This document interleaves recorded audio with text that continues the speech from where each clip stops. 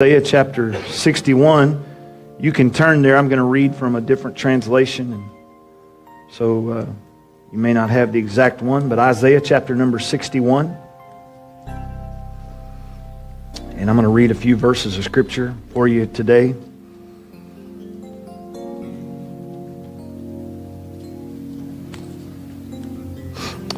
Isaiah 61, I'm reading from the Message version. If you want to stand, that's awesome. That's great. And I'm reading from the Message version, so it may sound a little different, but I think you'll be able to pick up the flavor of it even from whatever version you're reading from today. It says, "The Spirit of God, the Master, is on me, because God anointed me, and He sent me to preach good news to the poor, to heal the brokenhearted, to announce freedom to all captives, pardon all prisoners. God sent me to announce the year of His grace." Everybody say, the year of His grace.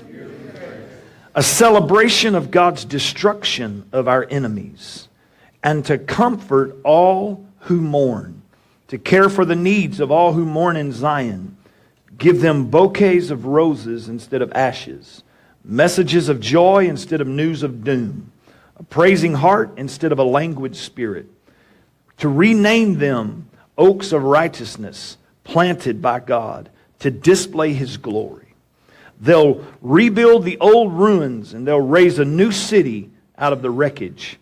And they'll start over on the ruined cities, take the rubble left behind, and make it new. You'll hire outsiders to herd your flocks and foreigners to work your fields, but you'll have the title priests of God, honored as ministers of our God. You'll feast on the bounty of nations. You'll bask in their glory." Watch this. "Because you got a double dose of trouble and more than your share of contempt. Your inheritance in the land will be doubled, and your joy will go on forever." Amen? I want to preach to you for just a little bit here today. Rubble and ruins, the foundations of favor. And I'm going to believe God to speak to your heart. You may be seated. Thank you for standing for the reading of the Word here today. I just want to declare some things. Is that okay? I just want to declare some things over this house today and over your life that I sense in my spirit. This morning as I arrived here early, I began to walk about and pray throughout the building and pray for different people. I sent some text messages to people this morning, and I told them to pardon me for the early interruption into their day, but as I was praying here, that I felt them on my heart and my life and my mind, and I wanted to reach out to them and let them know that they are loved and that God has a purpose for their life, and I wanted them to be aware that someone is praying for them no matter what they may see or sense or feel in their world at the moment. And I realized this morning that what I am going to say, I realize that every week that I am here, this is just reality. This is not condemnation. It's not judgment about anything. But I realize that every week I'm here and every week that I speak, I realize I'm judged by what I say. I realize there are some of you that walk out of here weekly and say, "Man, that was great," and some of you walk out of here weekly and how does he have anybody coming to church? Well, I don't know. You keep coming back, so maybe you need to ask yourself that question. I'm not sure. So I realize that what I say is judged, and people determine whether or not it was a good word, a bad word, a positive word, a negative word, whatever it may be. And I don't know whether or not this will make it into the category of masterpiece messages today. I kind of doubt that. But I really sense that we are in a shifting season here at the Refuge. And we need to learn to activate what it is that God has already done for us. We can't keep preaching here that it is finished and then keep acting like God is about to do something, about to do something, about to do something. God has done something. The only variable in it is whether or not we access it and make it available in our own lives. and activate what God has already done for us. Listen, let me just try to make what I'm saying plain. God has already forgiven sin. Now, whether or not you activate forgiveness is on you. He's already secured salvation. Whether or not you activate that for your life is on you. He's not going to do any more than He's already done. He's already done everything that He is going to do. It's already settled in eternity. You and I have to learn how to recognize the season that we're in and begin to access what it is that God has already pre-ordered and ordained for our lives for this moment in time in our season. And the reason that God gave mankind a will is so that you and I could cooperate in our own deliverance. In other words, I can choose life or I can choose death. I can choose blessing or I can choose the curse. And that's just simple truth today. I have a choice. God gave mankind a will so that I could cooperate with Him in my own deliverance. I do not believe this morning that God is against me. I don't believe that God is against you. In fact, I believe, according to the new covenant, that God is for me, and that if He is for me, then who can be against me? I don't believe this morning, I know I'm going to shock some of your theology, but I don't believe that the devil is my greatest enemy. I believe the man in the mirror is my greatest enemy. And that God's love for me is unconditional. I don't believe that God is out to get me. I don't believe that He's out to get you. I don't believe that everything negative or bad that happens in my life or your life is an act of wrath or judgment from God. In fact, what I do believe is that Jesus bore in His body on the cross the wrath that was meant for you and for me, and the things that happen in my life now are a result of choosing to sin against the two greatest commandments ever given, and that is to love the Lord with all your heart and to love your neighbor as yourself. And when I sin against those commandments, it's not the wrath of God that I incur, but what it is the inevitable consequences that come when I act against the grain of love.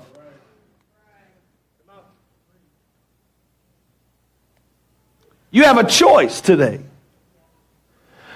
Brad Jersick, who is a Canadian theologian, says this: the wrath of God is understood, watch this, this is powerful. The wrath of God is understood as divine consent to our own self-destructive defiance.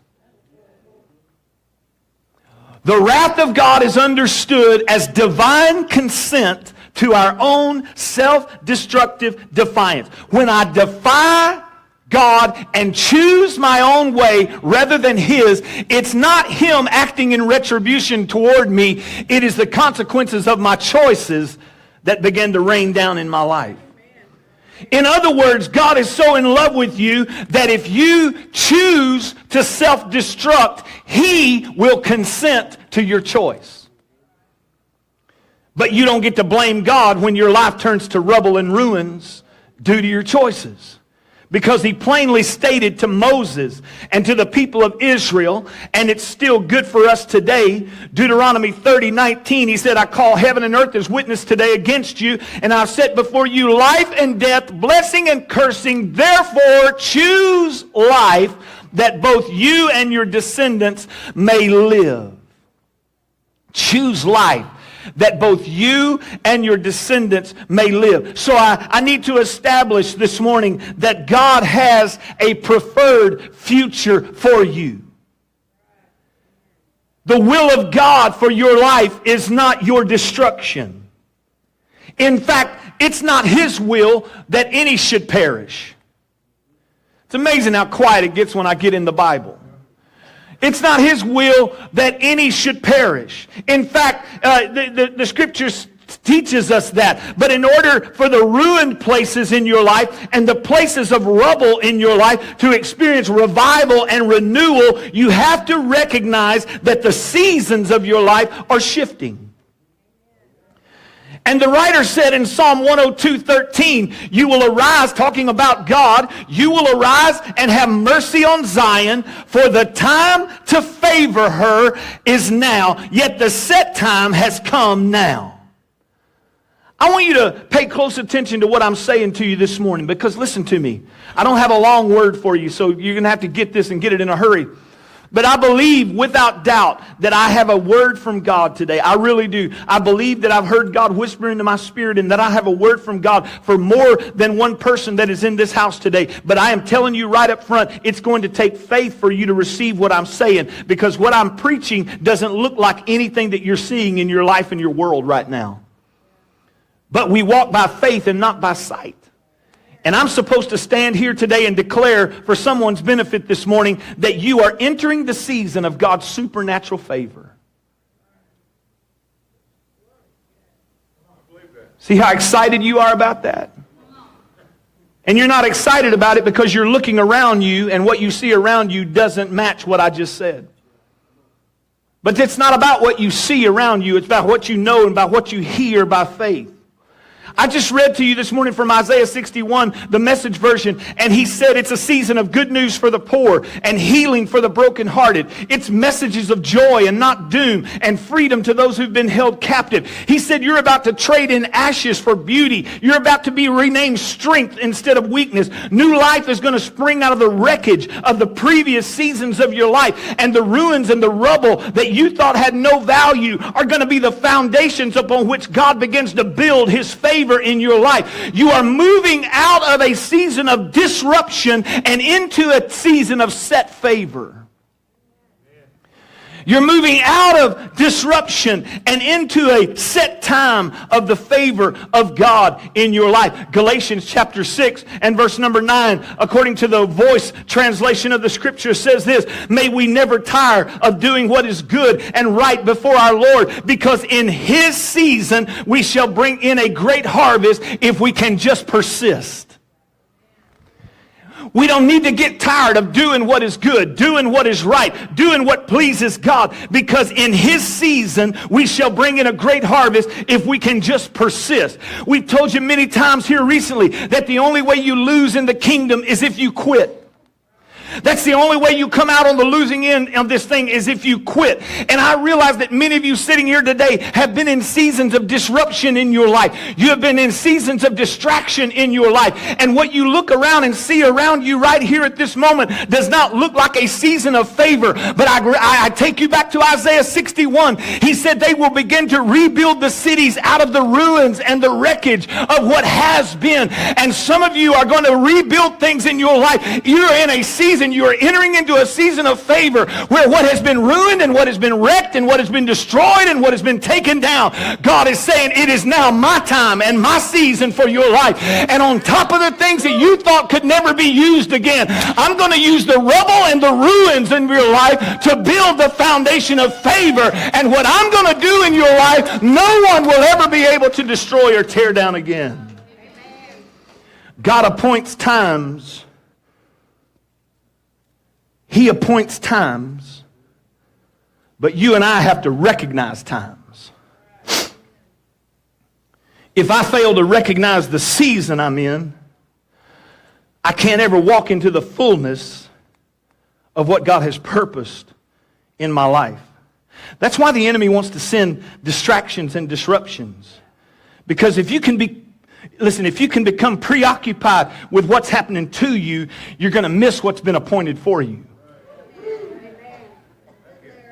If you become preoccupied with what is happening to you, you will miss what has been appointed for you. What are you saying here today, Larry? I'm saying this. I'm not here denying that things are happening to you. But you cannot get preoccupied by what is happening to you. Because what is happening to you is meant to be a disruption and a distraction from what it is that God has for you. And if you become so engrossed in what is happening to you, you will miss the season. God has appointed a season for your life. But if you don't recognize the season, you'll miss your hour of visitation. And you will miss the opportunity of a lifetime because you didn't seize the opportunity within the lifetime. Making any sense? If I could get some of you to step into the revelation of God's favor or His grace. Because listen, the word grace and favor are the same word in the original language. And if I could get some of you to step into the revelation of God's favor, His grace, you would stop being obsessed with what you're going through and you would become obsessed with what you're going to.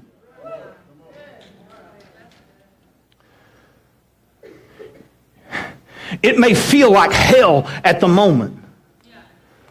It may look like hell at the moment. You know, real spiritual people always have great things to say. Anytime God shuts one door, He opens another. Man, that's really thank you for the encouragement. What they don't tell you is sometimes there's a long hallway between that door and this one, and it's hell in the hallway. Sometimes there's a long distance between this door shutting and that door opening. And what you're going through may feel like you're going through hell. And in the words of that great gospel song, if you're going through hell, keep on going. I think that's a gospel song, isn't it? Just seeing if y'all are awake. Y'all are kind of a dead bunch this morning. If you listen, it may look like it may feel like it, everything about it may appear to be like it's going to take you out. But no matter what it feels like, no matter what it looks like, no matter what I'm going through, cannot stop where I'm going to, because it is my set season and my appointed time for favor. It's my set season, my appointed time for favor. And I'm not going to be obsessed with what I'm going through, because where I'm going is more important than where I'm at. See, the reason that so many people will have a hard time with what I'm saying today is because we spend so much of our lives seeking approval and the favor of people. And what happens is, because we seek approval and the favor of people, we become accustomed to rejection. And so because we've been rejected, here's what happens. Because I want people to like me, because I want to be approved, because I want the favor of people. Man, I will never forget a time in my life when I had a young man who was partnering in ministry with me, and he made a choice, and God bless him. But he made a choice, and his reason for making this choice, he came to me and he told me this. He said, I have to leave you, and I'm going away from you. And it's fine for people to leave, but the reason why you leave needs to be legit. And this was the reason he gave. He said, I got to get away from you because, you know, there's a cloud hanging over you. And if I'm going to advance in my ministry, I need the favor of men. That's what he said to me. I need the favor of men. And I thought, man, wow. Because you know what happens when you get to the place in your life to where you need the favor of men in order to advance? Yeah, I know y'all not wanting to hear me today, but what you'll do is you'll end up compromising in order to get the favor of those men. And when you don't, and when they reject you, then what you'll do is you'll compromise your values, you'll compromise your positions, you'll compromise things that are important to you just so that you can have the favor. So we think we have to compromise in order to have acceptance and favor. But I'm telling you that the favor that needs to come from God, or the favor that you need, comes from God and not man. And what He desires to give you, you'll never have to compromise to get. Real favor comes from God and not people, because you were never, listen to what I'm saying, you were never meant to owe your life to people. You owe your life to God, and you love people.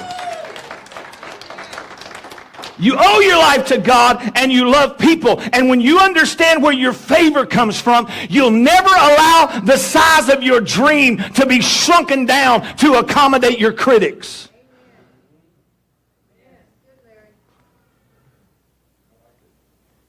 When you realize that the favor that God wants to put on your life belongs to Him, and that He can do more in your life than anybody else could ever do in your life, you'll start living your life from the concept that I don't have to compromise to be who God says I'm supposed to be. And I don't have to compromise my dream. And I don't have to shrink my dream down because you don't like where I'm headed. And I don't have to shrink my dream down because people in my world don't appreciate what God is trying to do in my life. When you get to understanding the favor of God, you will realize that God can take rubble and God can take ruin and God can take wreckage, and it doesn't matter where you come from, where you've been, how bad it looks. When God opens up a season of favor in your life, it does not matter what others say or do. People will stand around and tell you it can't be done, and you're not the one to do it. But if you have stepped into a season of favor, what your critics say have no bearing on what God has already ordained. Amen. So what is favor? I'm going to get out of your way, but I'll give you a definition of favor. You might want to write this down.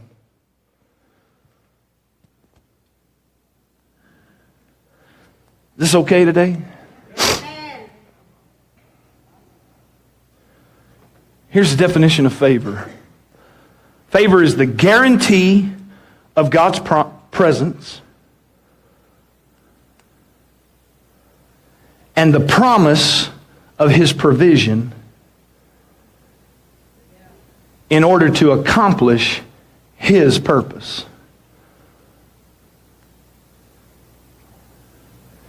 You need it again? Yeah. Favor is the guarantee of God's presence, the promise of God's provision to accomplish God's purpose. Larry, man, I don't get what you're talking about. Well, Exodus 33 and 16 shows you what I'm talking about, and you just listen to me. Read it for a minute. I'm reading from the New Living Translation, but Exodus 33 and 16, Moses is leading a group of people, and they're about to step into something. And Moses asked God a question. He said, how will anyone know that you look favorably on me and on your people if you don't go with us? For your presence among us sets your people and me apart from all other people on the earth. Come on, somebody. What is favor? Favor is the presence of God, the guarantee of His presence. In fact, Moses went on to say that if you don't go with us, we don't want to go.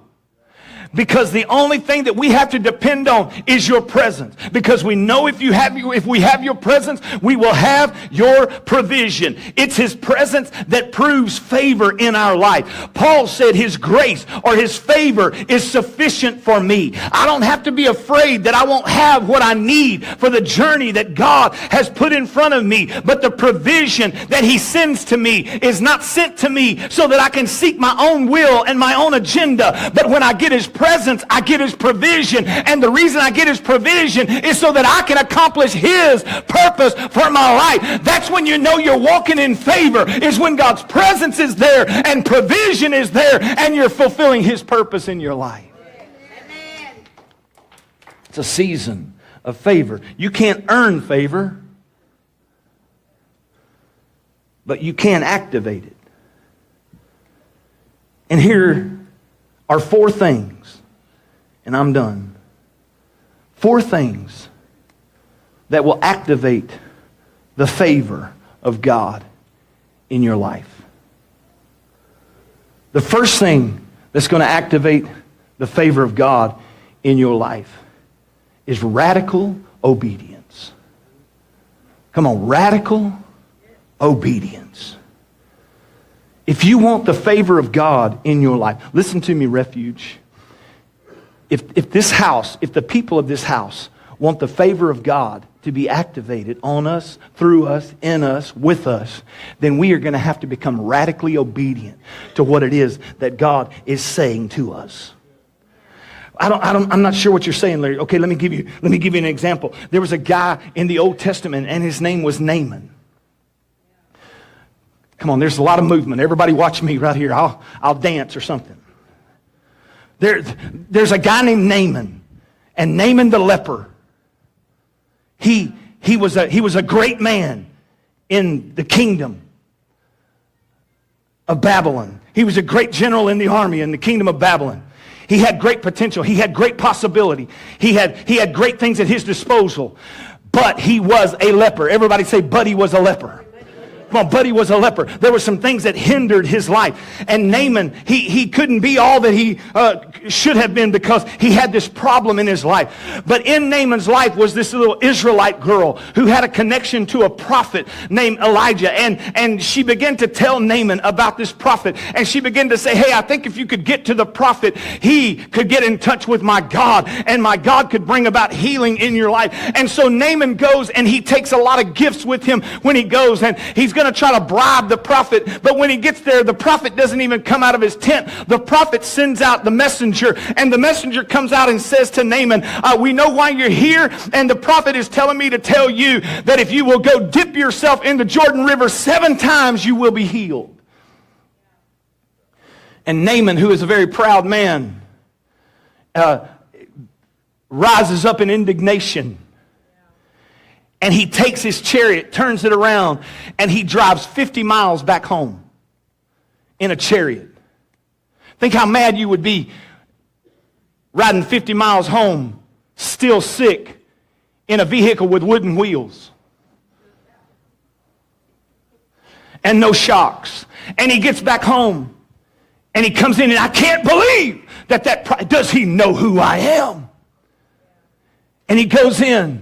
And the people began to gather around him, and his servants began to gather around him, and they began to tell him. They said, Naaman, what's the deal? They said, if he would have asked you to do something, see, things just kind of keep coming back to what we've been talking about lately. If he would have given you some complicated instruction, you would have done it. But because he gave you a simple instruction that required simple obedience, now you've become offended at what he's asked you to do. And you came all the way home, and you're in the same condition that you were when you left home. And so what you need to understand, Naaman, is if you would have just done what the man of God said, you could be walking in healing right now. And Naaman was convicted in his spirit. He went back to the muddy Jordan River. He humbled himself, and he went down 7 times. And when he came up, his skin was like that of a brand new infant, and he had been healed. But you have to understand, you don't need to get hung up on the how of what God is asking you to do. Favor may challenge your pride, and favor may challenge your convenience, and favor may challenge who it is that you think you are. But what you need to do is understand that obedience is what brought Naaman's healing. There was no power in the Jordan River. There was no real power in the man Elisha, but the power to heal was found in radical obedience to God. And favor is on the other side of your radical obedience, no matter how silly or unorthodox it may seem to you. Favor is found on the other side of radical obedience. Second thing is, if you want to walk in favor, you have to have radical obedience. And number 2, you need radical forgiveness. Hang on, because I'm going to get close to where you live. Radical forgiveness. Some of us are good at holding grudges. Some of you are holding on to things this morning. It's all over you. You're mad when you come to this house. You're mad at people. You're mad at circumstances. You're mad at issues. You're mad at me. You're mad. You don't like the way things are going. You're mad, mad, mad. But Deuteronomy chapter 15, verse number 2, one of the most powerful scriptures you'll find in the Old Testament. Deuteronomy 15 and 2, the Lord is speaking again, and he says, this is how it must be done. Everyone must cancel the loans and the debts that they have made to their fellow Israelites. They must not demand payment from their neighbors or relatives, for the Lord's time of release has arrived. If you are going to walk in favor, you have to be willing to let go of any and every offense in order to activate favor.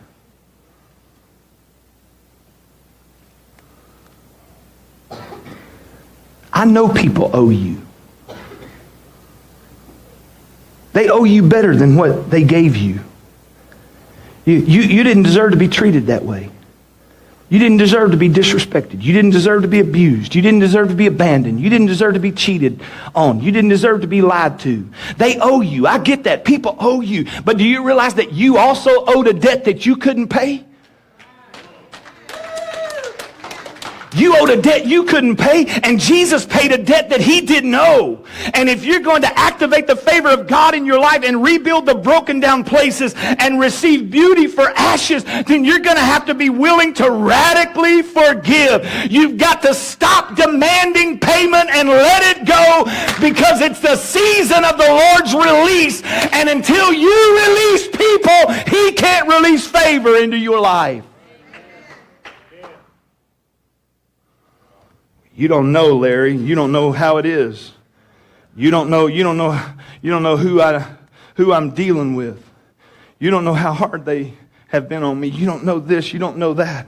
Listen, I know this, that in Deuteronomy he said, for all people, you gotta release them. Everybody in the land, if you've made loans and people owe you, you have to. See, we always want to get hung up on monetary things. We want to speak in monetary language of the Scripture. But Jesus said when he was teaching disciples to pray, they said, teach us to pray. And he said, here's how you pray. Our Father, which art in heaven, hallowed be thy name. Thy kingdom come, thy will be done on earth as it is in heaven. Give us this day our daily bread. Lead us not into temptation, but deliver us from all evil. And then he part of that in there said, and forgive us as we forgive those who trespass against us. Anybody in here ever been offended? Come on, raise your hand high. We got some liars in the group. Hallelujah. Anybody, man, been offended? People offend you. People hurt you. People do things they shouldn't do to you. People say things about you that they shouldn't say. People make judgments about you that they have no right to make. And when people offend you, you take out your little ledger. Amen. And you make a loan. And you assign a debt. And you keep a record of when debts are paid. But do you know that in the Old Testament, every 7 years, every debt had to be written off. Every debt had to be wiped out. And every 50 years, anybody who was a slave had to be set free and let go. Come on. Because that's the way God said, listen, we're not going to hold people over the fire eternally. Because if you want my favor in your life, you're going to have to learn how to release people. And I'm telling you right now, I came to just tell the Refuge today and some people that are in this house, this is God's season of release. And if you will release people who have wounded you and hurt you, he will release favor into your life. In the book of Zechariah, it tells the story of the people attempting to rebuild the temple of Jerusalem after the city and the temple had been destroyed by Babylon. And they had tried many times to rebuild it, but they kept being thwarted and discouraged until finally the foundation where the temple had been became the dumping ground for all the people. It's where they brought their trash. The place where the temple once stood was now the dump yard. It became the place, it was like the landfill, but there really wasn't any landfill. It just kept piling up. They kept bringing trash to the temple foundation, and it kept piling up, and it kept piling up, and it kept piling up. And that's where some of you are this morning. You've tried to rebuild time and time again, but discouragement keeps coming through the issues of life. And the issues of life are not going away, but they continue to pile up on the foundation that was meant to host the presence of God. And no matter how Zechariah and the people of Israel tried to remove the debris, it kept piling up. And that's when the Lord told Zechariah, this debris won't be moved by might and it won't be moved by power, but it's going to take the Spirit of the Lord to remove what has been laid on the foundation where my presence is supposed supposed to be built. So what I want you to do,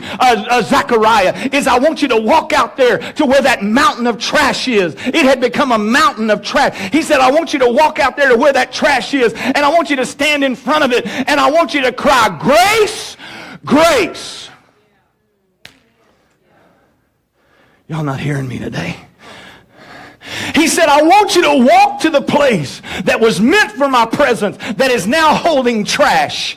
And he said, that mountain is going to become a plain. But the only way that it becomes a plain is if you stand in front of it and cry grace. And remember, I told you favor and grace are the same word. So you got to stand in front of it and cry favor, favor, favor, grace, grace, grace. Some of you need to stand in front of the mountain of issues that have piled up in your life where the presence of God was meant to be. And you need to cry grace over every circumstance in your life.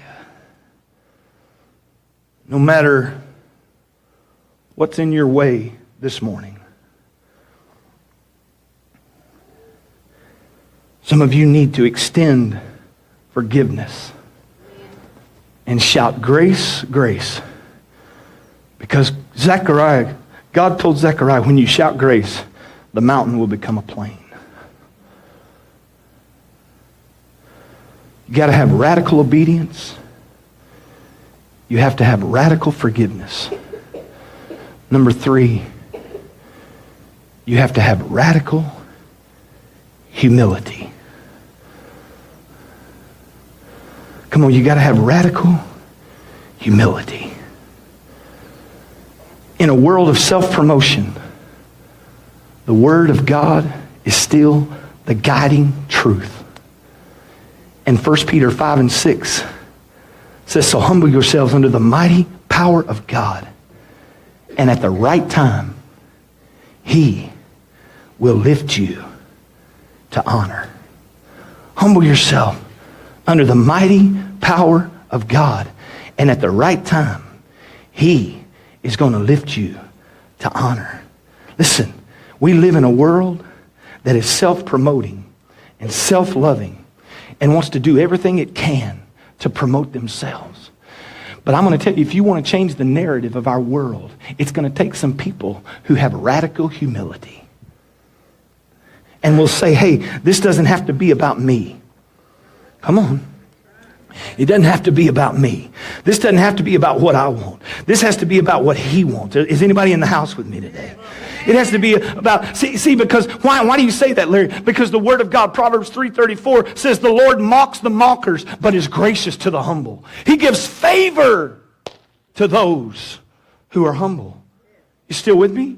He gives favor to those who are humble. If you keep going in the book of Proverbs, as you get over there to chapter 22 and you get in verse number 4, it says, true humility and fear of the Lord lead to riches, honor, and long life. When you get humble before God, things begin to happen in your life that couldn't come any other way than by the favor of God. If you get over in the New Testament, because I know some of you don't believe anything that's in the Old Testament, so if you get in the New Testament, it says the same thing. James chapter 4 and verse number 6 says it like this, and He gives grace generously. As the Scripture said, God opposes the proud, but gives grace to the humble. You have to have radical obedience. I got to do what He said. I have to have radical forgiveness. I've got to be willing to release some people. I have to have radical humility. I've got to be willing to serve and it not be about me. Hello? The kingdom, it doesn't matter who gets the credit. Doesn't matter. Doesn't matter who gets the credit. Everybody wants to get, man, listen, I think I've said this here before, but let me say it again. Everybody wants to get all excited about the visible gifts in the church, man. Isn't it funny? Everybody wants to be called to the visible gifts. Yeah, I want to preach. I want to sing. I want to teach. I want to do something where people can see me, and when I'm done, slap me on the back. Right? But we're all one body. You know, everybody wants to be the mouthpiece. Everybody wants to be the pretty parts. You don't see many people lining up to be the liver or the kidney. But let me just use a real life example for you. My dad is a real life example that I've never seen my dad's kidneys, but they don't function. And because they don't function, he has to be hooked up to a machine 3 times a week that pumps his blood out of his body and purifies his blood and then pumps it back in. And if he doesn't go 3 times a week, it only takes about 5 days for him to become toxic. And he would die because his kidney don't function. Nobody sees his kidneys, but his kidneys are paramount for keeping him alive. How many of you know that not everybody who's seen, I mean, it's great to be gifted in whatever, but we need the seen and the unseen. We need those who can not worry about what anybody's noticing about me, but can say, hey, I'm just here to serve the kingdom, because radical humility will release favor in my life. Amen? Number 4, if you're going to release the favor of God in your life, you have to have radical generosity. I need radical obedience, radical forgiveness, radical humility, and I must be radically generous.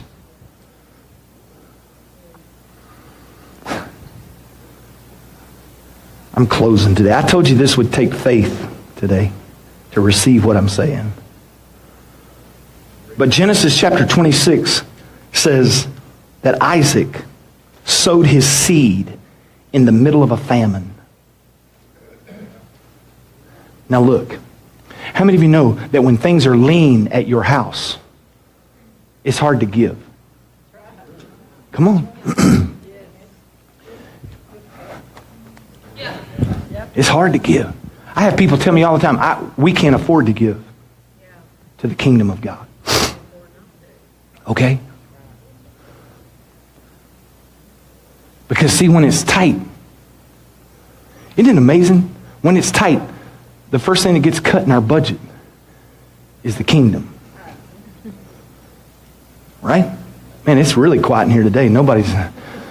Larry, you've never preached like this. I'm just telling you, if you want to release favor in your life, if you want to activate favor in your life. And Isaac sowed his seed in the middle of a famine. Go read it.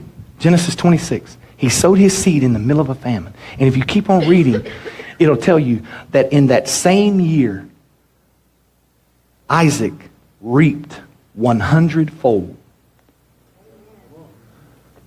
Because he was willing to be radically generous. Am I making any sense? Because generosity opens the way for God to restore and to release favor into your life.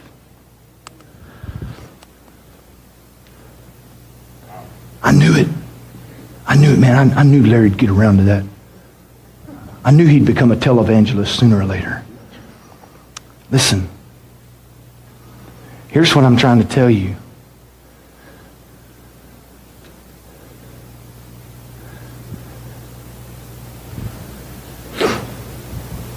I'm not real like... Roseanne and I are kind of like... I don't know what you... We're not... It's not secretive. That's not the word I want to use. But we're private. Private is what I want to say. Private. I don't like all my business out there. That's why if you follow me on social media, it's uplifting things and it's pictures of my grandbabies. I'm not going to get on there and tell you, today was a horrible day. I don't want all my business out there.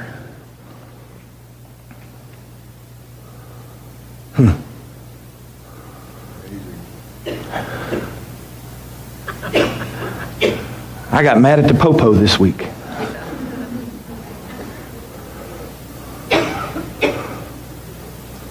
Police threw all my business out there this week, so I called them and let them know that I didn't appreciate it.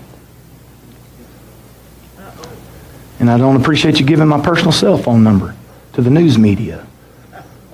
And I don't appreciate all that. And I just want you to know that. I think your practice stinks, but I'm going to release you because I want favor. Hallelujah. Hallelujah. But just kind of private that way. I don't like my... Listen here. My family and then this church is a family. And the business of family isn't handled in the streets. Ain't nobody talking to me today, but I'm telling it like it T.I. is. Hallelujah. So, we're kind of private. We don't have, even when people come minister for us, it's not very often that we have people stay in our home. First of all, I got a Nazi dog. And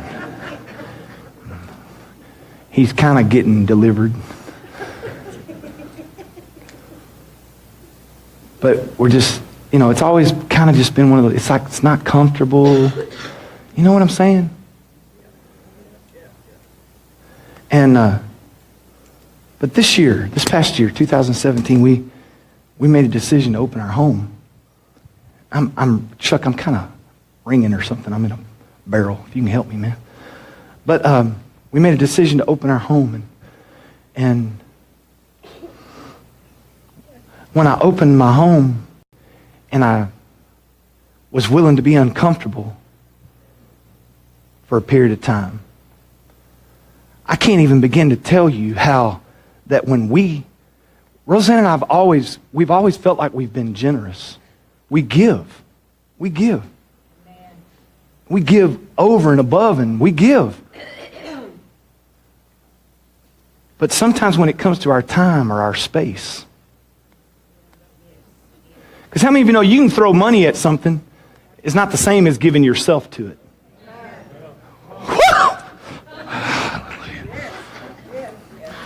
And we don't mind giving, we give. But like to have people invade your space and to take up your time, man, that's a whole different deal.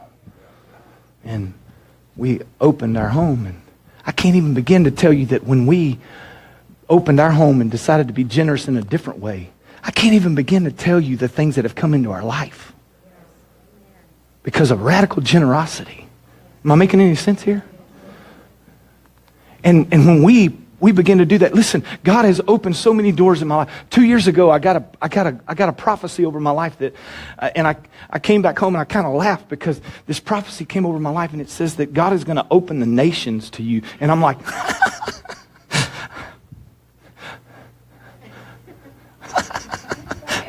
that's funny.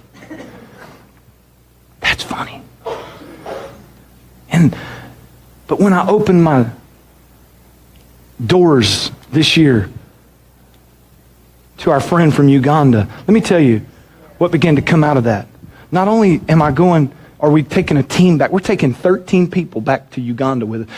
Airline tickets are already purchased. 13 people are going with us to Uganda this year. We've got medical people going with us. We've got teachers going with us. We're going to go and make an impact.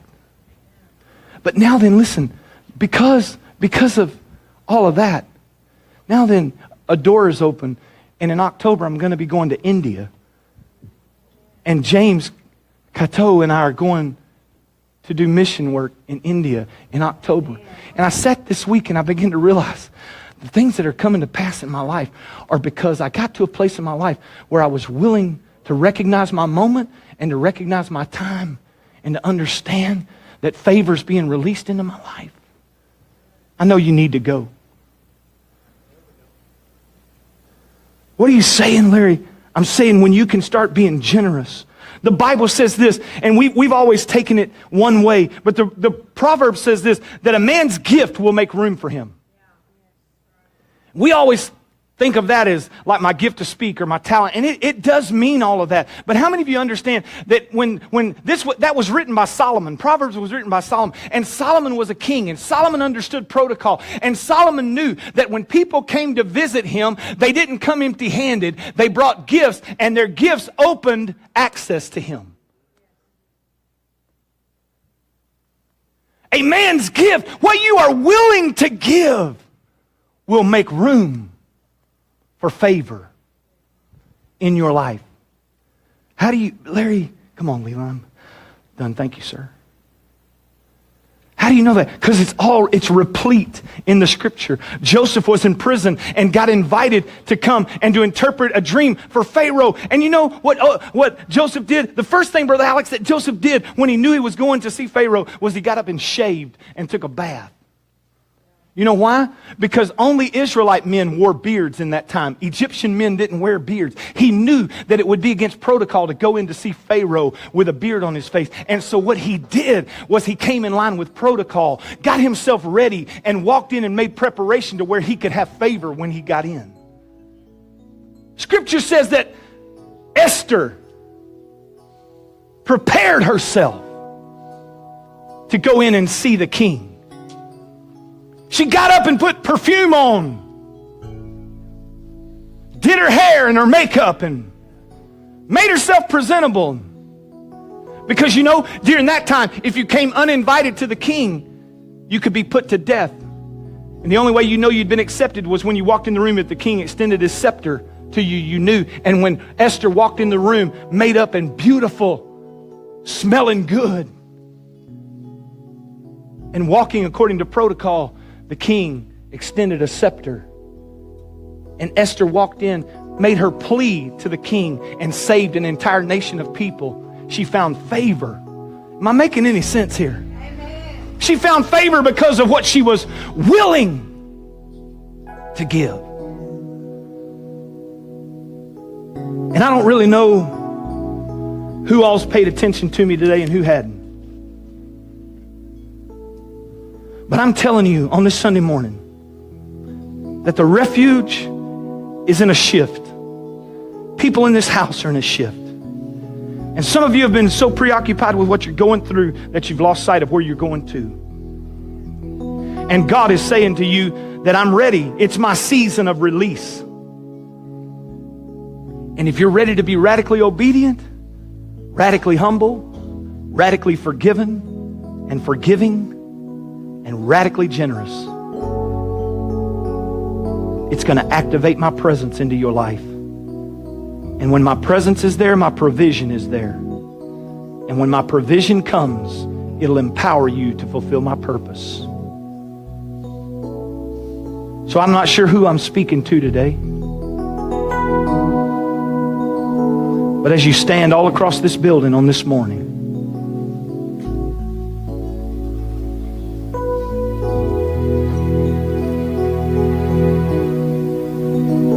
listen, there are some people, I get it. There are some people that have accused me of going soft, and they say I don't preach like I used to, and that I'm not fiery like I used to be. And listen, there's nothing that I want more than to come in here and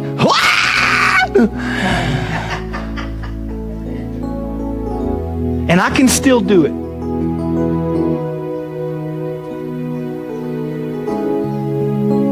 It hurts me a little more than it did 20 years ago. But I can still do it. It's not about ability. But what I've done is I've spent years and years and years doing that, and people's lives don't change. Because people come in and get emotional, and it doesn't last till they get to their car. And if I have to, listen, I told you last week, last Wednesday, I believe that the Lord's been speaking to me about this year being a year of encounter, and He wants people to encounter Him when they come here. I'm ready for the encounter to happen. I know that some of you, this makes some of you nervous, but I'm every gift of the Spirit, every real manifestation of God, I'm ready to see it. I'm ready to see it. If God wants to come in here and make all of you stand on your head, I'm ready to see it. But what I want is that when you get back on your feet, for you to walk out His purpose. Because He's not coming just so you can feel better for a few minutes. Listen to me here at the Refuge. We're not going to trade Sunday morning for a drug fix or an alcohol fix where you come in here and just feel good for a season and go back out and nothing changes in your life. I want you to encounter God in such a way that everything in you from your head to your toenails changes.